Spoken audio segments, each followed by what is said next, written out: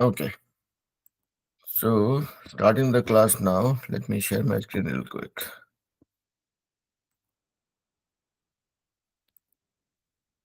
And please confirm if you guys can see my screen, the white, the screen basically.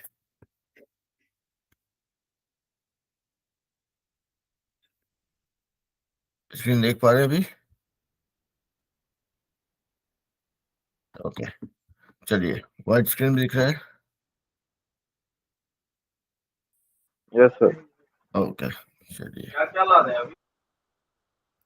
Alright.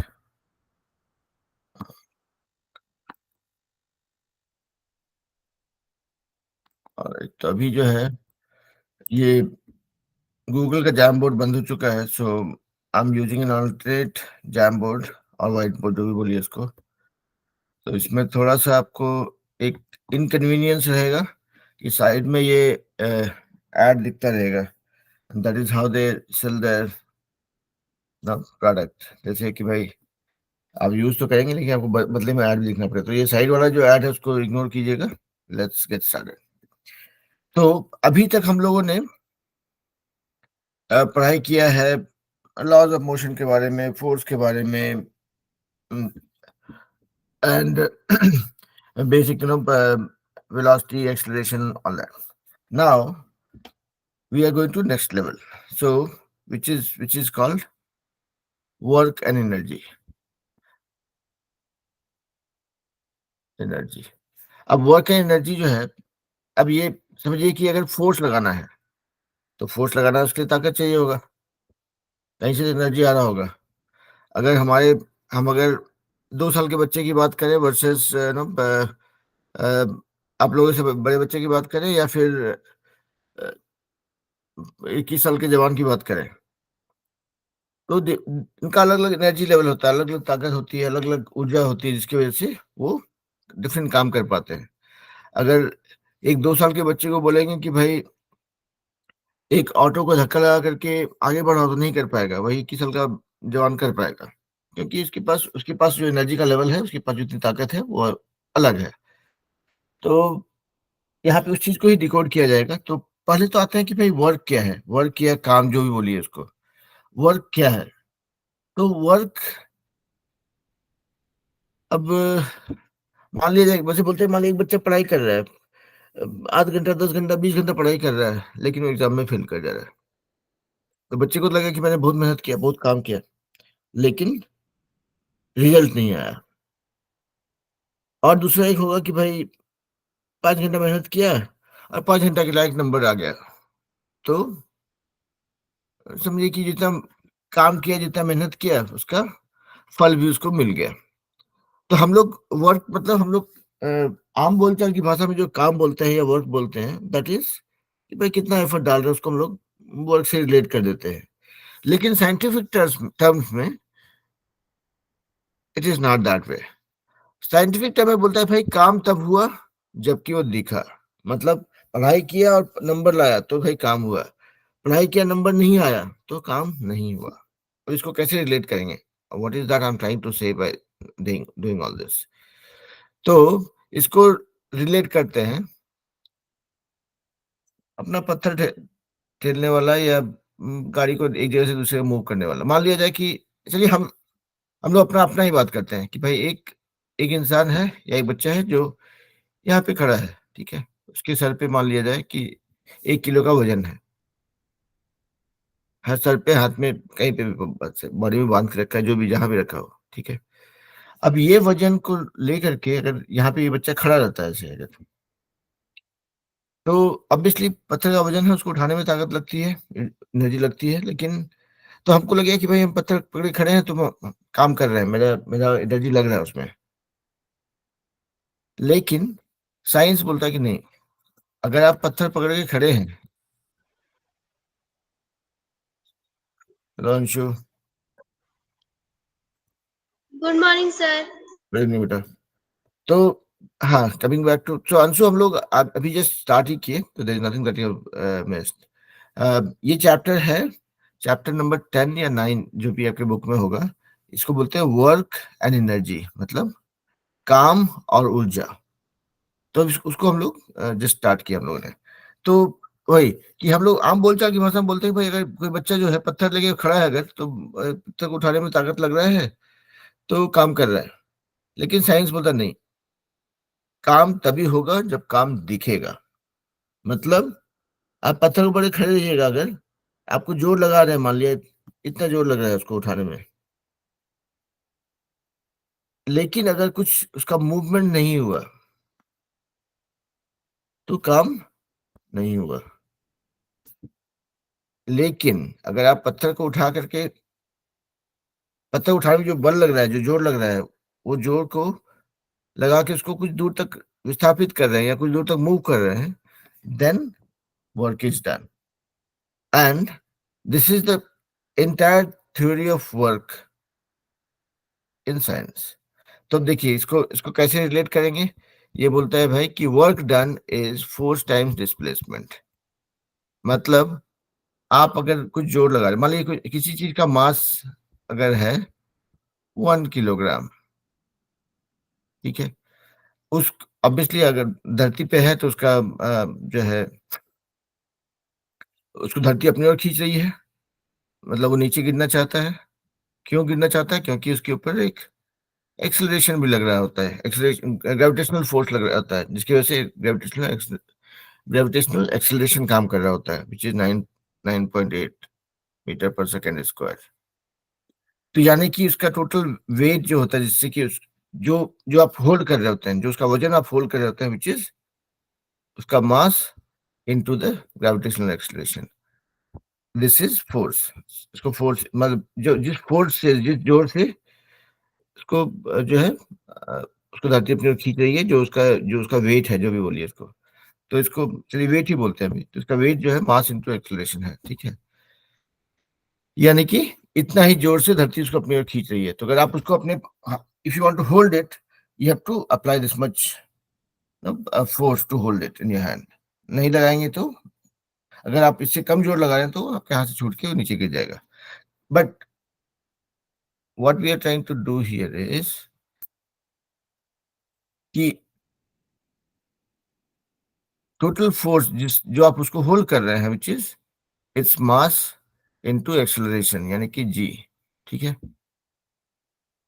अगर इसी चीज को, वो पत्थर हो, औजार हो, खिलौना हो, चलिए कोई बच्चा एक दूसरे बच्चे को गोद में रखा हुआ हो, तो जो बोलता है साइंस के हिसाब से कि वर्क डन, इसको वर्क डन बोलते हैं, done equals force into displacement, ठीक है। तो अगर आप जोर लगा रहे हैं कि चीज को पकड़ने में या धक्का मारने में, और जितना फोर्स लगा रहे हैं उसी के उसके डायरेक्शन में अगर कुछ दूरी तक उसको डिस्प्लेस करते हैं या विस्थापित करते हैं, तो साइंस के हिसाब से वर्क डन इज फोर्स जितना आपने जोर लगाया और जितना उसका डिस्प्लेसमेंट हुआ। अब इसको दूसरे तरह से समझते हैं। ये तो अभी एक साधारण सा उदाहरण था कि भाई आप कोई पत्थर को पकड़े खड़े हैं, तो सिर्फ खड़े हैं तो वर्क डन नहीं हुआ। पत्थर को उठाने में जो आप जोर लगा रहे हैं, उस जोर के अलावा जो आप कितना दूरी तक उसको ले जा रहे हैं, that is what is force time displacement is called work. तो अब इसको जो भी साधारण एग्जांपल था उसको छोड़ दीजिए। आप समझिए कि चलिए यहाँ पे मान लिया कि एक एक अ, कोई भी ऑब्जेक्ट है। अब ये गाड़ी हो सकता है या एक पत्थर हो सकता है, जो भी है, इस जगह पे पड़ा हुआ है, ठीक है। आप यहाँ पे इसको चाह रहे हैं कि भाई इसको मूव किया जाए, मान लिया जाए 5 मीटर मूव करना चाहते हैं, तो आपको मूव करना चाहते हैं तो इसके लिए कितना काम करना पड़ेगा। मान लीजिए इसको डब्ल्यू अगर बोला जाए, work work to be done for moving this object from here to this place which is 5 metre away. तो ये जो भी सामान इसको मूव करना है, अगर मान लिया जाए कि इसके ऊपर आप कुछ बल लगा रहे हैं, कि चलिए 10 न्यूटन का बल लगा रहे हैं। बल का यूनिट ये होता है ना, फोर्स का यूनिट जो होता है न्यूटन होता है, राइट। मास इनटू एक्सेलरेशन, यानी कि केजी एक्सेलरेशन का होता है मीटर पर सेकेंड स्क्वायर, ठीक है, kilogram metre per second square. इसको जो है SI यूनिट में इसको एक ना यूनिट माना गया न्यूटन, कि भाई किलोग्राम पर मीटर स्क्वायर जो है उसको हम न्यूटन बोलेंगे। ठीक है, तो मान लीजिए आप 10 न्यूटन का बल लगा रहे हैं। अब इसको सोच लीजिए, इसको ब्रेक करके क्या होगा वो देख लीजिएगा। तो 10 न्यूटन का बल लगा रहे हैं और वो सामान जो है, वो ऑब्जेक्ट जो है, अगर 5 मीटर मूव कर जा रहा है तो this will be total work done will be 10 into 5 newton metre, यानी कि 50 न्यूटन मीटर। अब ये न्यूटन मीटर जो है, इसको इसके लिए भी एक यूनिट दिया गया, उसको बोलते हैं जूल। JOULE, थिंक JOULE होता है ना। तो उसको आप ऐसे समझिए, जूल। तो जैसे कि फोर्स या बल का इकाई होता है न्यूटन, जो कि इतना चीज के बदले में एक न्यूटन बोला गया, उसी तरह से जो न्यूटन मीटर होता है, यानी कि जो फोर्स टाइम डिस्प्लेसमेंट, यानी कि बल गुना जो दूरी तय की गई है, तो newton into metre, newton metre जो है उसको एक, उसके लिए एक यूनिट दिया गया, एक इकाई दिया गया, दैट इज कॉल्ड जूल। तो अब जो है पूरा पूरा खेल जो है उसी का है। अब समझिए कि अगर वर्क को समझना है अगर, तो सिंपल सा फॉर्मूला है कि भाई वर्क डन तभी होगा जबकि जो फोर्स लगाया जा रहा है और उस दिशा में, अब थोड़ा इसमें एक्स्ट्रा एक्स्ट्रा फ्लेवर डाल रहे हैं कि फोर्स, यानी कि जो बल आप लगा रहे हैं इस दिशा में बल लगा रहे हैं और 5 मीटर की दूरी तय करते हैं, अगर बल लगाने से अगर वो सामान 5 मीटर तक मूव करता है, तो टोटल काम जो है आपने किया, फोर्स मतलब जो जितना न्यूटन का बल लगा रहे हैं वो टाइम्स डिस्टेंस। अब देखिए, एक यहाँ पे क्या है, जहां जिस डायरेक्शन में फोर्स लगा रहे हैं उसी डायरेक्शन में मूवमेंट हो रहा है, तो इसको बोलते हैं पॉजिटिव वर्क। मतलब मान लिया जाए कि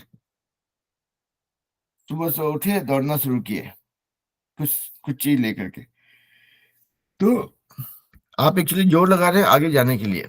ठीक है, तो जितना भी जोर लगा रहे हैं आगे जाने के लिए और कितना दूर जा रहे हैं, that is your work done. अगर ऐसा हुआ कि मान लिया जाए कि कुछ चीज, तो ये जो वर्क डन है इसको बोलते हैं, this is positive work done. मतलब क्या बोलेंगे, पॉजिटिव को हिंदी में क्या बोलते हैं, पॉजिटिव को हिंदी में क्या बोलते हैं, तो गड़बड़ हो गया मामला। पॉजिटिव मतलब धनात्मक शायद। ठीक है, तो आप लोग सबको पॉजिटिव नेगेटिव जानते हैं, तो अभी इसको ट्रांसलेट नहीं करते। ठीक है, तो अगर बल जो लगाया जा रहा है और डिस्प्लेसमेंट बल लगाने की दिशा में है अगर, तो that is called positive work done. अगर ये उल्टा डायरेक्शन में है तो that is negative work done. हाँ सोनम बोलिए, बोलिए सोनम, आपने हाथ खड़ा किया, कुछ बोलना चाह रहे हैं, बोल डालिए। हाँ अनम्यूट कीजिए, बोलिए बेटा।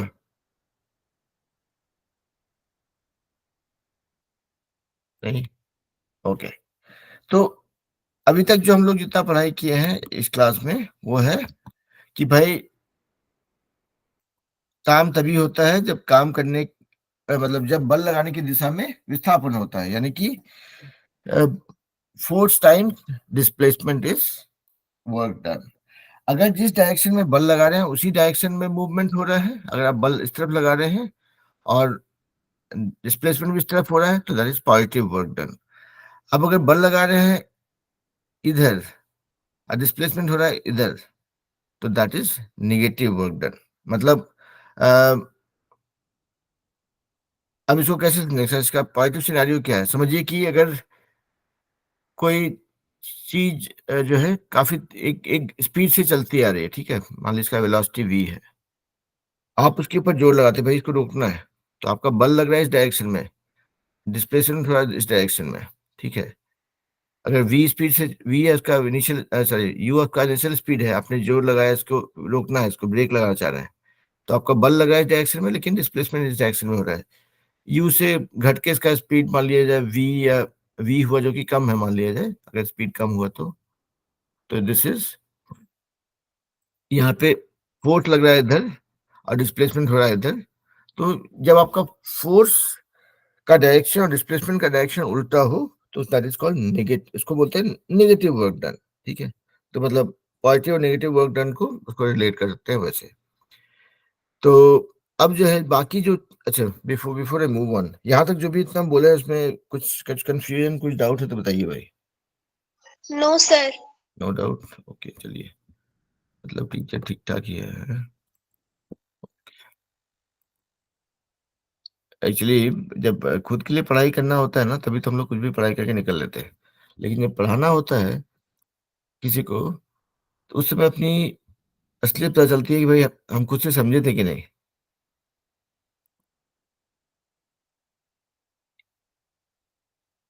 ओके, तो इसीलिए मतलब ये जानकारी नहीं थी कि पढ़ाने की क्षमता है या नहीं है, मतलब am I capable of teaching anybody और नॉट।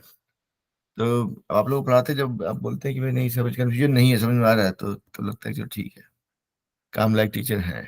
ओके, चलिए तो आगे बढ़ते हैं। तो अभी तक में सिर्फ इतना है कि भाई work done is force times displacement, force times displacement, कि भाई जितना जोर लग रहा है और कितना दूर गए। अगर अगर फोर्स और डिस्प्लेसमेंट का डायरेक्शन सेम है तो this is positive work done. Force और डिस्प्लेसमेंट का डायरेक्शन उल्टा है, अपोजिट है, तो this is negative work done. मतलब अगर चलता हुआ गाड़ी को ब्रेक लगा के रोकते हैं तो that is negative work done, और रुका हुआ गाड़ी को जो लगा के आगे बढ़ाते हैं तो that will B positive work done, because आप जोर लगा रहे हैं आगे बढ़ने के लिए, गाड़ी बढ़ रहा है आगे, तो भाई पॉजिटिव। तो ये तो खैर वर्क का हो गया। अब इसको हम लोग जो कुछ भी पढ़ाई किए हैं पहले, अब देखिए फोर्स, फोर्स का फॉर्मूला क्या हम लोग जानते हैं, force is mass into acceleration. तो आप अगर इसको वर्क डन को, अगर वर्क को अगर रिलेट करना चाहें इसी से, अगर तोड़ना चाहें इसको, तो आप बोल सकते हैं कि भाई work done is mass into acceleration into distance, आपके ऊपर है। अब देखिए ए एक्सेलरेशन जो है, हम लोग पढ़े हैं क्या लॉ ऑफ मोशन में, v equal to you plus A t, ठीक है, यानी कि a t equal to v minus u, यानी कि a equals v minus you by t. अब ये ए का वैल्यू को यहाँ पे चिपका दीजिए, तो क्या हो जाएगा, वर्क डन हो जाएगा आपका mass into V minus you by T into ये डी तो है डिस्टेंस। तो बेसिकली आप ये सारा चीज रिलेटेड है कि भाई फोर्स का आपको पता है मास इनटू एक्सीलरेशन होता है, work done is force into distance होता है। अब एक्सीलरेशन का अपना फॉर्मूला है, उसको भी यहाँ पे चिपका सकते हैं। तो अगर पूरा पूरा इसको, मतलब जितना चीज सीखे हैं एवरीथिंग इज रिलेटेड। बोलिए अंशु। सर डिस्टेंस का फॉर्मूला क्या होता है, डिस्प्लेसमेंट का? डिस्प्लेसमेंट तो देखिए कितना दूरी आप जा रहे हैं, राइट। तो अब देखिए, वेलोसिटी अपॉन टाइम। फिर से बोलिए, हेलो कुछ बोल रहे थे आप। हाँ, इसका फॉर्मूला होता है सर डिस्प्लेसमेंट अपॉन टाइम। हाँ तो देखिए अभी यहाँ पे सब कुछ सारा फॉर्मूला लिखते हैं, देख तब उसको रिलेट कर पाएंगे। देखिए पहला तो है कि अगर आप, क्या हो गया इसको, इसको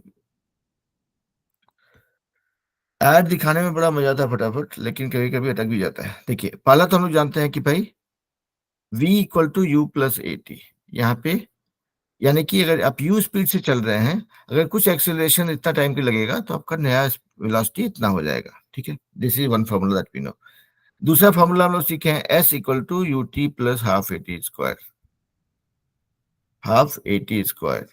यहाँ पे s जो है, s is the distance travelled, मतलब आप अगर u वेलोसिटी से चल रहे थे और t सेकंड तक चलते हैं, ठीक है, विथ एक्सेलरेशन a, तो आप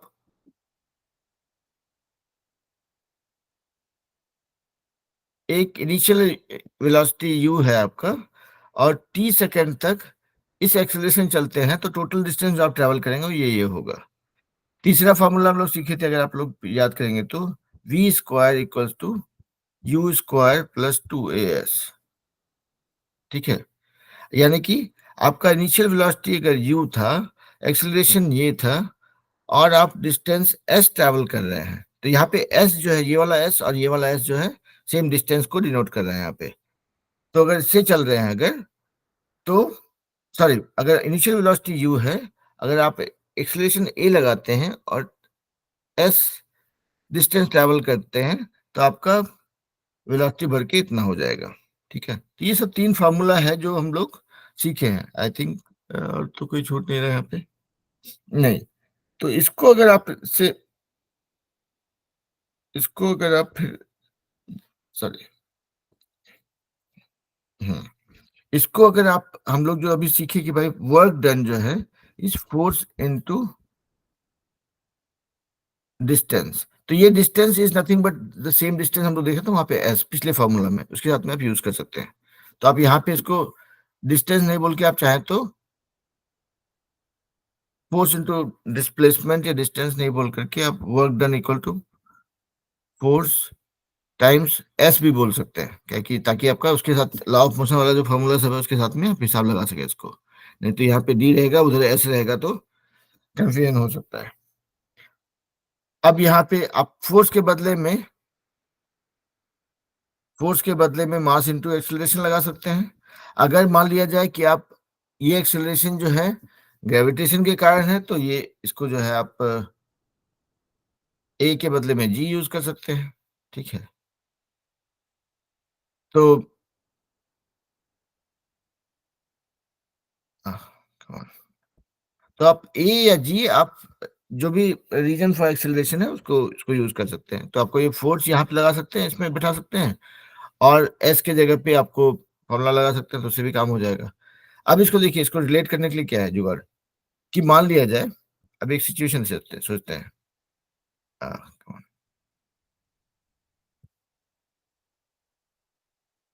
कि मान लिया जाए आप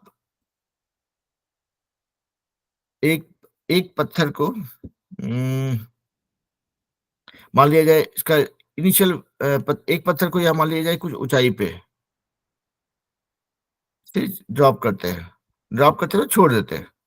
तो यहाँ पे क्या है, ग्रेविटेशनल फोर्स के कारण, ग्रेविटेशनल एक्सेलरेशन का और फोर्स के कारण वो नीचे आएगा। तो यहाँ पे इनिशियल वेलोसिटी इसका हो जाएगा u इक्वल टू 0, और जी एक्सेलरेशन से मान लिया जाए कि आप 2 सेकेंड में कितना नीचे आएगा, और उसका नया वेलोसिटी क्या हो जाएगा। तो v will be equal to,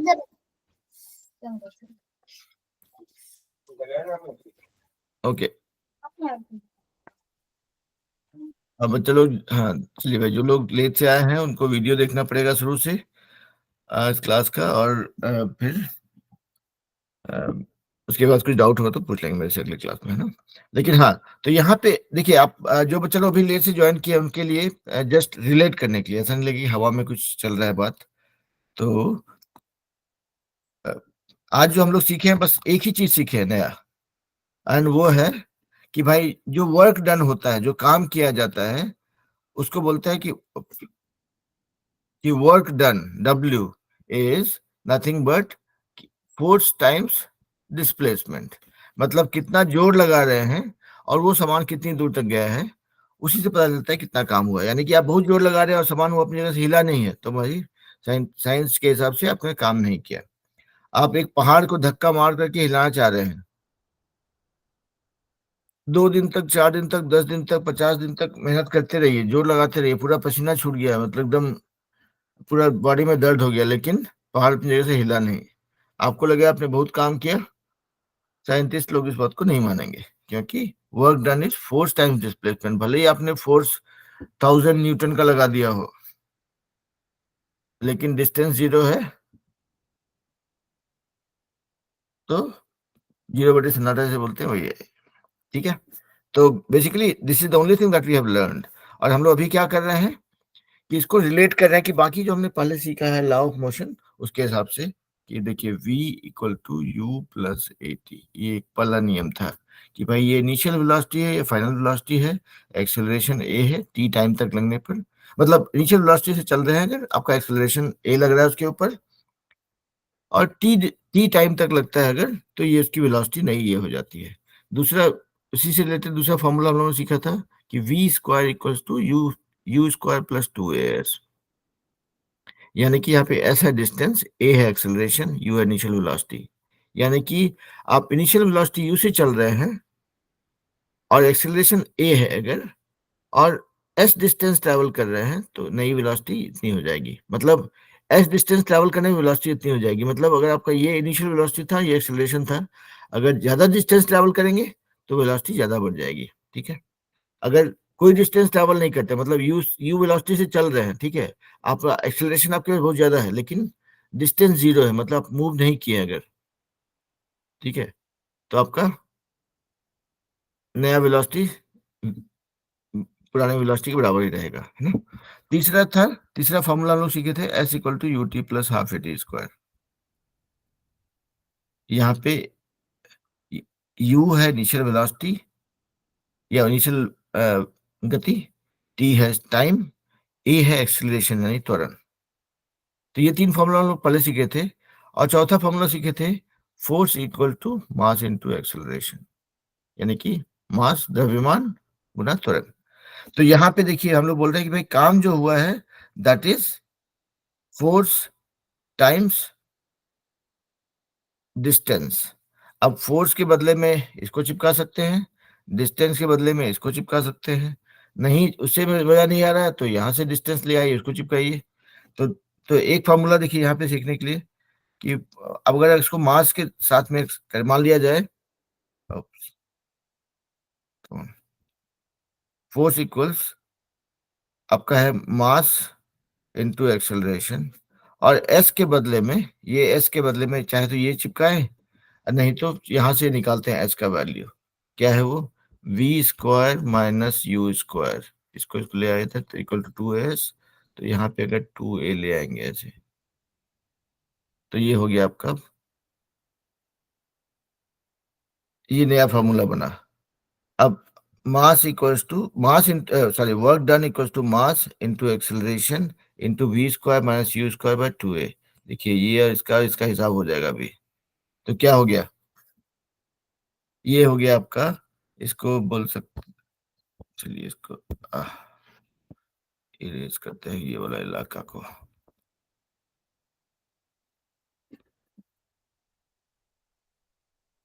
तो अगर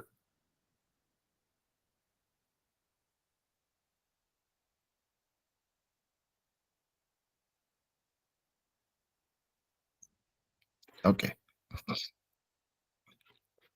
तो अभी देखिए इस फॉर्मूला में क्या हुआ, मास इनटू एक्सेलरेशन, यहाँ पे ए और ये का हिसाब हो गया। तो यहाँ पे हो गया क्या, work done equals mass by 2 into we square minus you square. ठीक है, अब देखिए half M V square U square. अब देखिए अगर मान लिया जाए, इसको ऐसे बोलेंगे, ये यहाँ पे m क्या है, मास है द्रव्यमान, v है फाइनल वेलोसिटी, ये है इनिशियल वेलोसिटी, मतलब बाद में जो बढ़ने के बाद वेलोसिटी हुआ, ये है इनिशियल वेलोसिटी।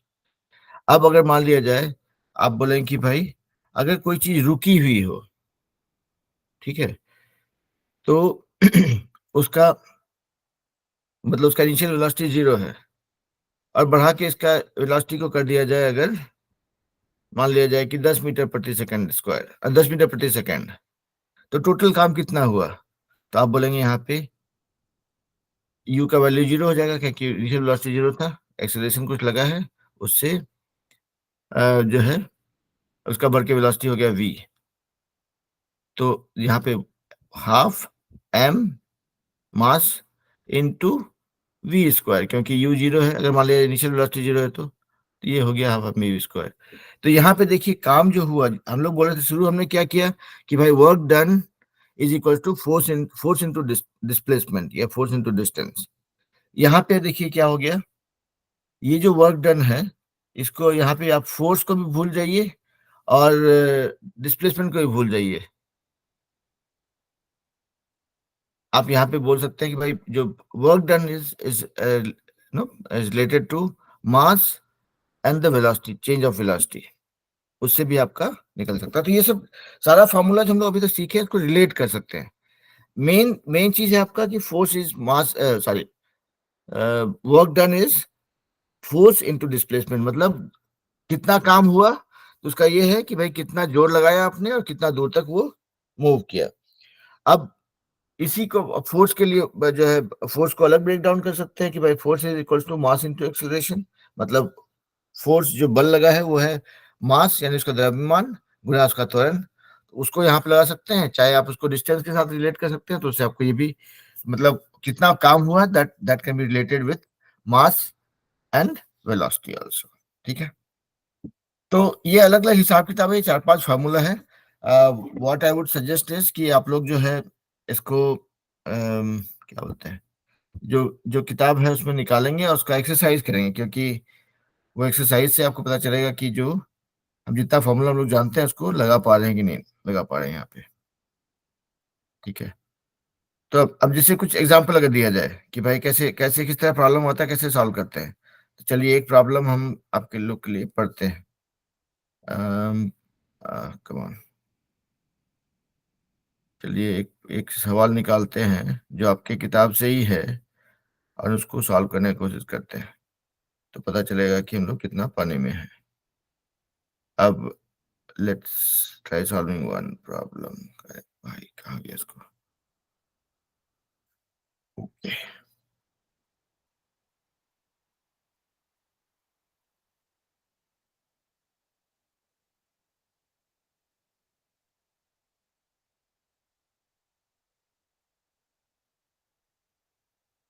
ओके, देखिए एक सवाल है, I am randomly picking one problem. Okay,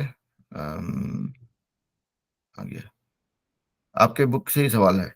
बोलता है an object of mass 15 kg is moving with a uniform velocity of 4 metre per second. What is the kinetic energy? Okay, ये तो energy से सवाल है, एनर्जी को हम लोग नहीं पढ़े हैं, तो उसको will come to this later. Let's pick one for things that we have learn so far. सवाल है a force of 5 newton is acting on an object. मतलब 5 newton, a force of 5 Newton is acting on an object. The object is displaced through 2 meters. So मतलब distance जो है travel किया 2 metre. Okay, in the direction of the force, if the force act on the object all through the displacement, find out the work। मतलब बोल रहा है कि अगर 5 न्यूटन का बल लग रहा है और 2 मीटर का डिस्प्लेसमेंट हो रहा है, और ये मान के चलिए कि जब वो ऑब्जेक्ट मूव कर रहा है उसमें उसके ऊपर फोर्स लग रहा है, तो find out the work done. Simple सी चीज हम लोग जानते हैं, work done equals force times displacement.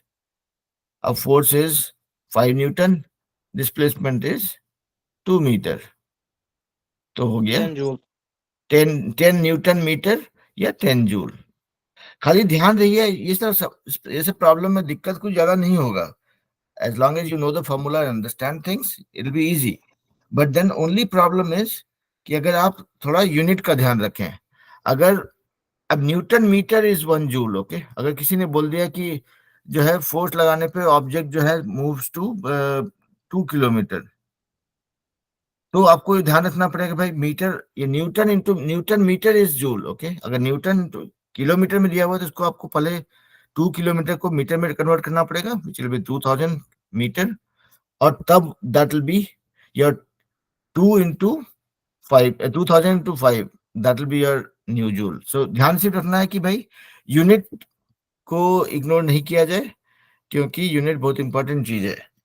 अगर 5 न्यूटन का बल लग रहा है 1 मीटर डिस्प्लेस होने के लिए वर्सेस 5 न्यूटन का बल लग रहा है 1 किलोमीटर डिस्प्लेस होने के लिए, तो दोनों में जो काम हुआ है वो अलग अलग है, 1 मीटर वर्सेस 1 किलोमीटर।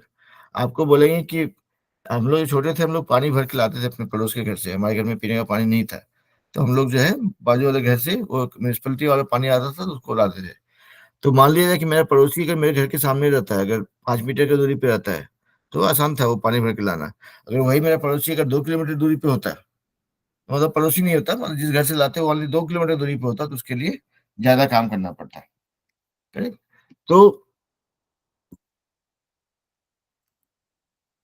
तो जो है ये वही बोलता है कि यहाँ पे ध्यान सिर्फ रहे कि भाई आप यूनिट को नहीं भूलें, क्योंकि जूल जो है that is very straight forward कि भाई न्यूटन इनटू मीटर। अगर आप न्यूटन मीटर में बात कर रहे हैं तब तो जूल बोलेंगे, अगर न्यूटन मीटर के बदले सेंटीमीटर या किलोमीटर है तो पहले इसको मीटर में कन्वर्ट कर लीजिए, फिर इसको अप्लाई कीजिए, ठीक है। तो this was on this thing. अब देखिए हम लोग वर्क का तो बहुत सारा बात कर लिए, थोड़ा सा बात एनर्जी का भी कर ले। भाई काम कब करेंगे? जब ताकत होगी। इसलिए बॉर्नवीटा, हॉर्लिक्स, दूध पीना बहुत जरूरी है, फल सब्जी खाना भी जरूरी है कि नहीं? तो वो सब करने से बोलता है कि भाई अच्छे से खाओगे पियोगे तो ताकत होगा, एनर्जी होगा, ऊर्जा रहेगा, तभी काम कर पाओगे। अगर मान लिया जाए कोई आदमी 4 दिन तक उपवास किया हो, अभी नवरात्रि में बहुत लोग 10 दिन फास्ट किए थे, उनको बोलिए कि भाई नवरात्रि खत्म होते सीधा खेत पे जाके हल चलाइए, देखिए कितना लोग कर पाएंगे? नहीं कर पाएंगे, क्योंकि उनके पास एनर्जी नहीं है, ऊर्जा नहीं है। तो बेसिकली अगर हम बात बात कर रहे हैं काम कर, देखिए सब कुछ कितना रिलेटेड है कि भाई अगर फोर्स जो है, बल जो है वो है मास इनटू एक्सेलरेशन। कि भाई जितना मास, जितना द्रव्यमान जितना ज्यादा रहेगा उसके ऊपर उतना फोर्स लगेगा एक्सेलरेट करने के लिए। पहला बात हो गया। दूसरा हुआ कि भाई अच्छा फोर्स लगाना तो ठीक है, लेकिन वर्क कितना हुआ, काम कितना हुआ? तो फोर्स इनटू डिस्प्लेसमेंट, जितना ही फोर्स लगा रहे हैं, जितना ही बल लगा रहे हैं और कितना डिस्प्लेसमेंट हो रहा है, तो उससे वर्क हुआ। तो उसी तरह से कि भाई अब काम जो करेंगे कैसे कर पाएंगे अगर आपके पास ताकत नहीं है, तो एनर्जी नहीं है तो यहाँ पे आ गया वही कि भाई ये एनर्जी और वर्क जो है रिलेटेड है कि भाई आपके पास एनर्जी है तो आप काम कर पाएंगे, नहीं है तो नहीं कर पाएंगे। छोटे बच्चे का एनर्जी कम होता है, ताकत कम होती है, तो कम काम कर पाएगा। बड़े लोग जो मतलब जो आप लोग जैसे मतलब बड़े बच्चे हैं, उन लोग का काम करने का क्षमता ज्यादा होगा क्योंकि आपके पास एनर्जी भी ज्यादा है। और बड़े होंगे तो और बढ़ेगा, फिर हमारे उम्र में पहुंचेंगे तो कम होना शुरू होगा, है ना?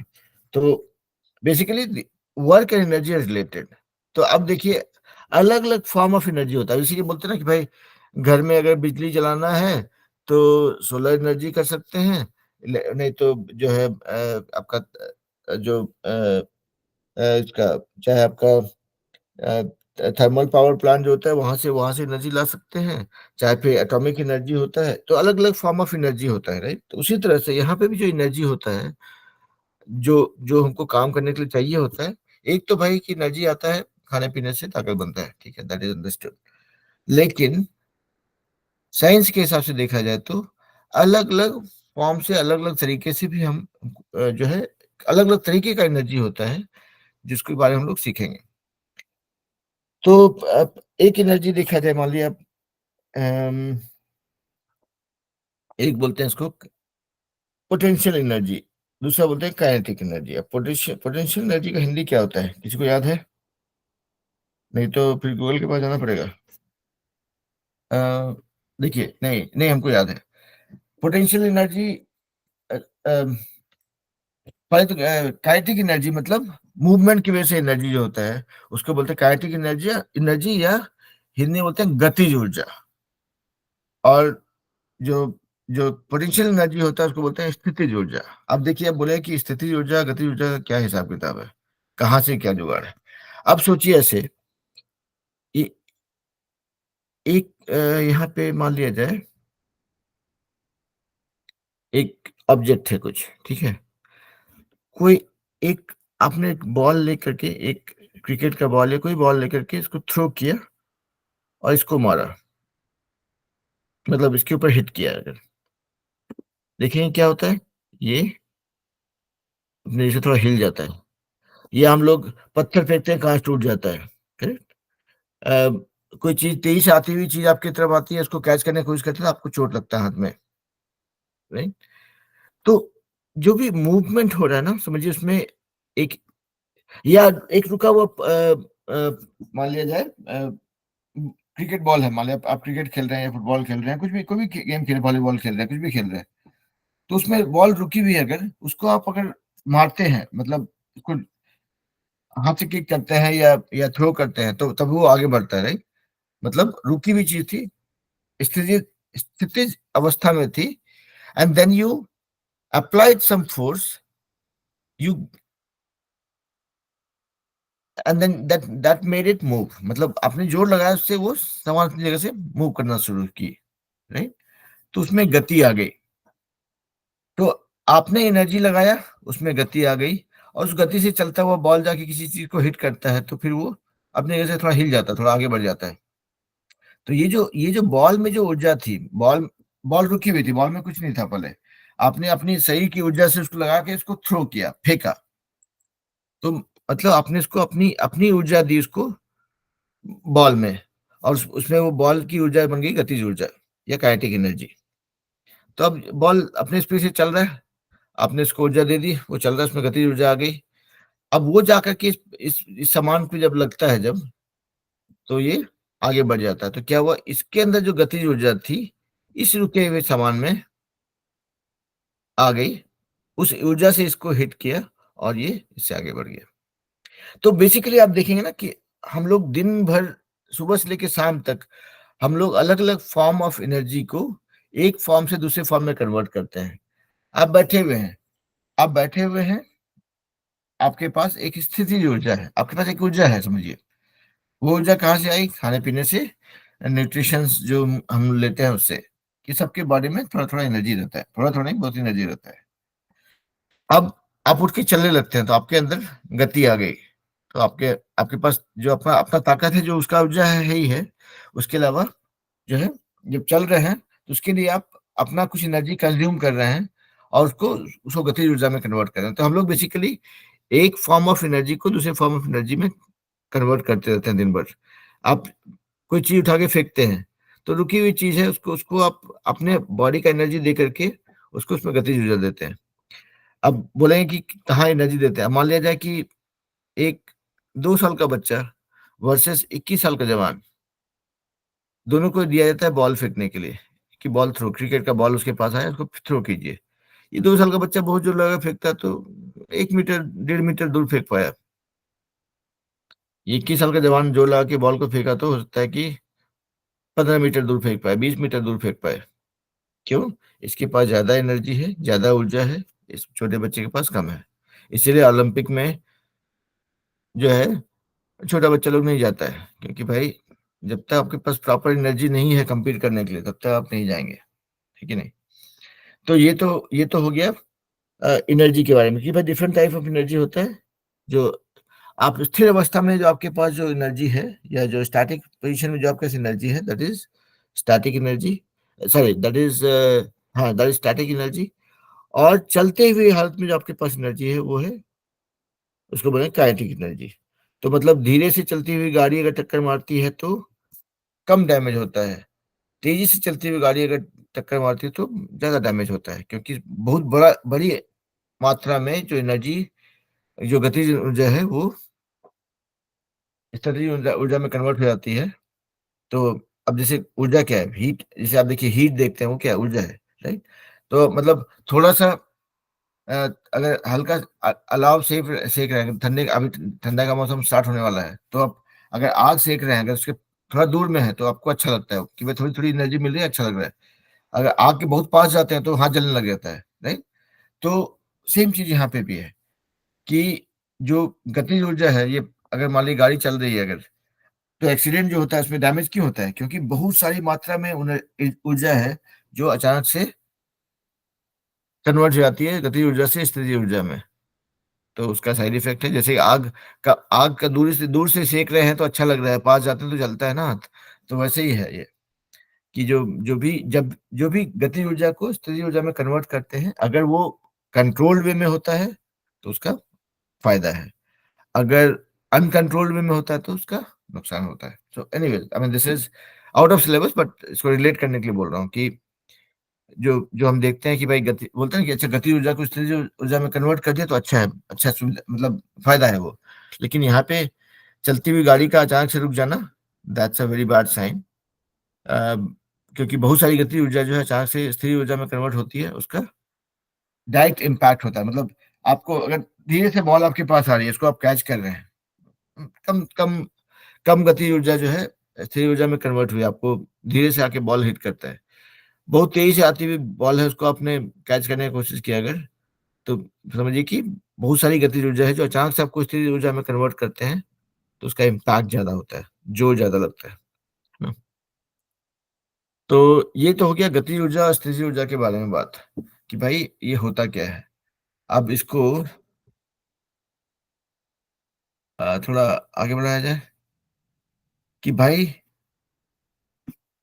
अगर अब जो देखिए, काम आप उतना ही कर पाएंगे जितना आपके पास एनर्जी होगा, ठीक है। तो इसीलिए एनर्जी का, आई एम जस्ट थिंकिंग कि एनर्जी का यूनिट क्या होता है? एनर्जी का यूनिट भी जूल होता है, राइट? लोग, am I missing something? Joule होता है सर। जूल ही होगा, राइट? कि भाई हाँ, तो भाई आप उतना, जितना काम, जितना एनर्जी है आपके पास उतना ही काम कर सकते हैं। छोटे बच्चे के पास कम एनर्जी है तो कम काम करेंगे, बड़े बच्चे के पास ज्यादा एनर्जी, बड़ा ज्यादा काम कर पाएंगे। तो वही होता है कि अब कितना, जितना एनर्जी है उतना ही आप काम कर पाएंगे, ठीक है। तो यानी इसलिए दोनों का यूनिट जो है, एनर्जी का यूनिट भी जूल ही सेम है। होता है, JOULE, ठीक है।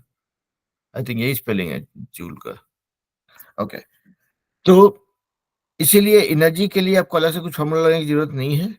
जो वर्क डन है that is based on energy, कि भाई कितना एनर्जी यूज किया उतना काम किया। तो बाकी जो फार्मूला हम लोग सीखे थे, उस फार्मूला को लगा करके ही आप इसको एनर्जी से रिलेटेड प्रॉब्लम भी सॉल्व कर सकते हैं। तो अब देखिए यहाँ पे एक प्रॉब्लम यहाँ पे बोलता हूँ, सुनिएगा। बोलता है an object of mass 15 kilo. एक सवाल हम लोग करने की कोशिश कर रहे हैं, देखते हैं कि भाई कर पाते हैं कि नहीं, या कैसे इसको अप्रोच करेंगे। प्रॉब्लम देखिए, यहाँ पे हम जो क्लास में प्रॉब्लम सॉल्व करते हैं उसका ये पर्पस नहीं होता कि फटाफट 5 प्रॉब्लम सॉल्व कर दे, वो नहीं है। इसको हम लोग इसलिए सॉल्व करते हैं, देखने के लिए कि जो हम लोग कॉन्सेप्ट सीखे हैं उसको कहाँ पे लगा सकते हैं। अच्छा, हम तो फटाफट बोले जा रहे हैं, कोई कोई किसी से पूछ भी नहीं रहे। आप लोग मेरे साथ हैं, फॉलो कर पा रहे हैं या कुछ समस्या है? Anshu, we are all Supriya, ears. Alok, okay, we are all ears, हम लोग सुन पा रहे हैं सबको ये। ओके, तो देखिए एक सवाल है, आप लोग के बुक से ही इसको सॉल्व करने की कोशिश करते हैं। कहता है an object of mass 15 kilo, तो मास आपको मिल गया 15 kilo, is moving with a uniform velocity of 4 metre per second. तो बोलता है कि भाई यूनिफॉर्म वेलोसिटी है, मान चलिए u है, is 15, sorry, come on. Object of 15 kilo is moving with a uniform velocity of 4 metre per second. देखिए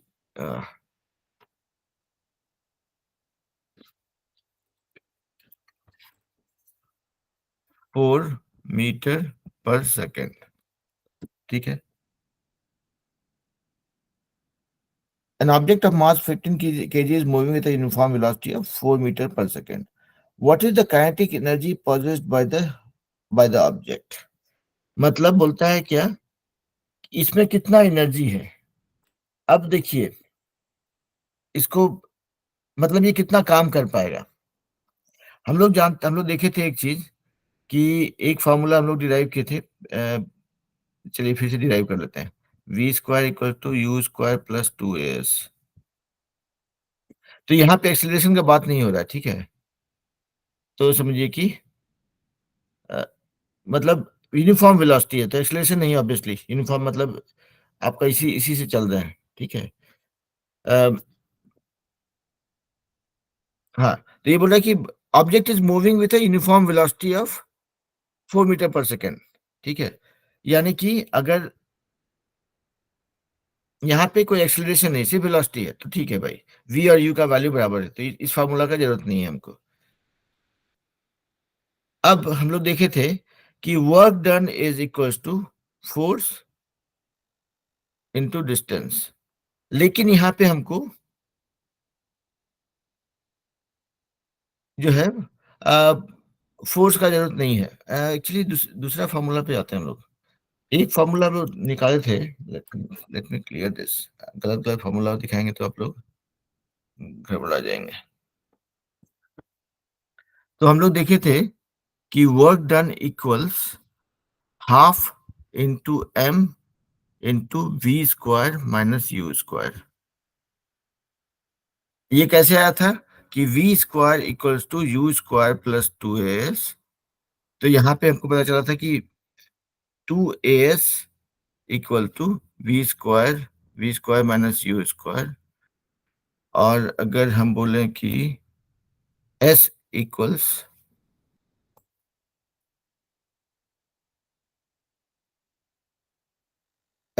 we square minus you square by 2a, तो ये S को जो है, ये S को अगर फोर्स इंटू डिस्टेंस इसमें लगाएंगे, work done equal to force into distance, इसमें लगाने पर फोर्स का वैल्यू है mass into acceleration and into S के बदले में ये वैल्यू लगाते थे तो हम लोग का आया था V square minus you square by 2a, और ये ए का हिसाब हो गया था, तो half m into we square minus you square, ये फॉर्मूला आया था। ठीक है, तो अभी हम लोग जो है पूरा इसको क्लियर कर देते हैं पहले कि work done equals half m v square minus you square, ये फॉर्मूला हमारा निकला था उधर से। अब इसमें देखेंगे क्या कि बोलता है, क्वेश्चन क्या था हमारा, an object is moving with, sorry,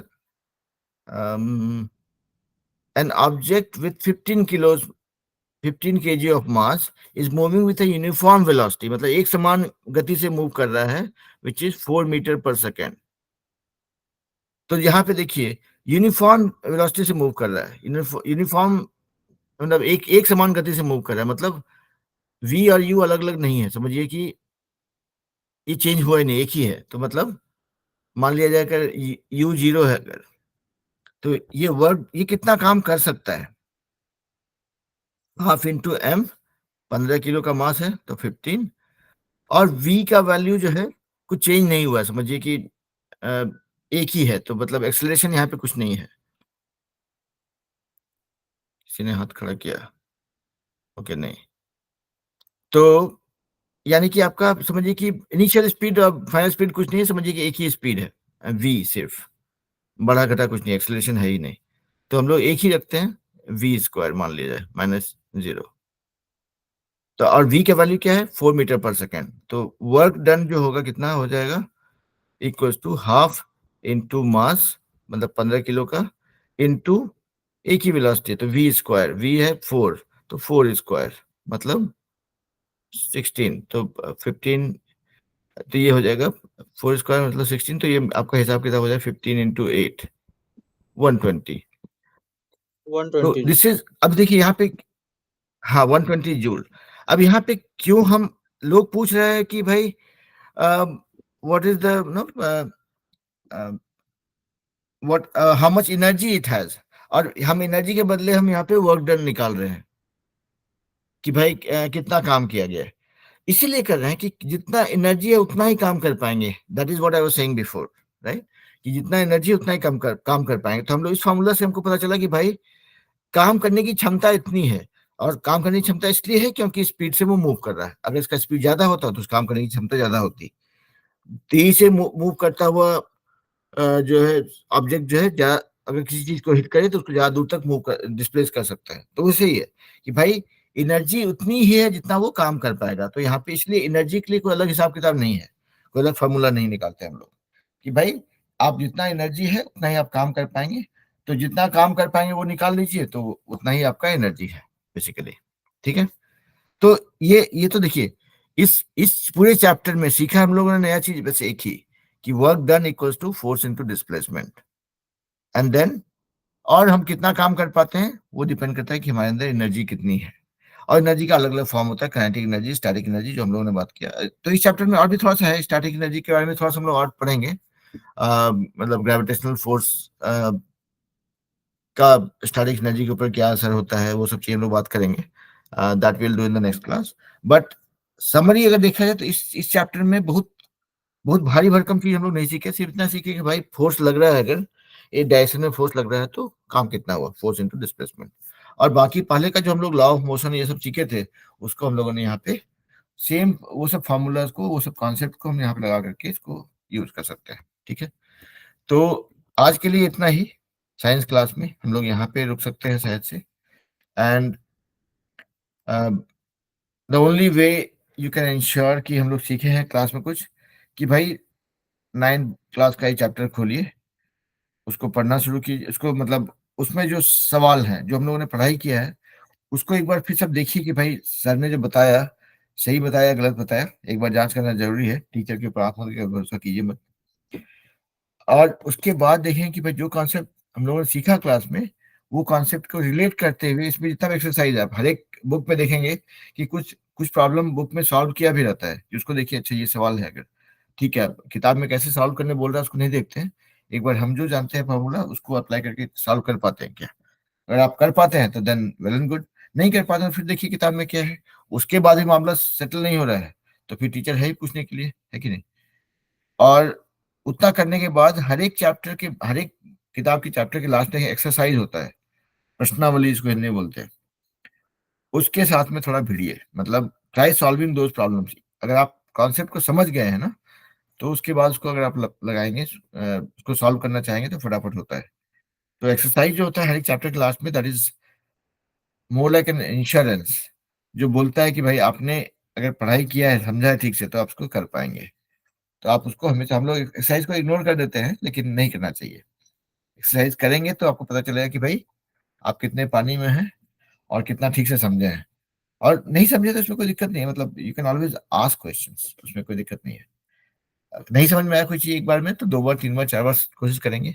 और इसी कारण से वीडियो बना के डालते हैं कि भाई अगर टीचर पकड़ में नहीं भी आए तो आप जो कॉन्सेप्ट हम लोगों ने पढ़ाई किया है उसको आप दोबारा एटलीस्ट रिवाइज कर सकते हैं। कुछ पकड़ में आया तो ठीक है, नहीं आया तो फिर टीचर को पकड़ेंगे, है कि नहीं। चलिए, that brings us to the end of this class. We can take a quick 2 minute break, मतलब आप लोग थोड़ा सेटल होकर पानी वानी पी लीजिए। अगर आप इंग्लिश क्लास में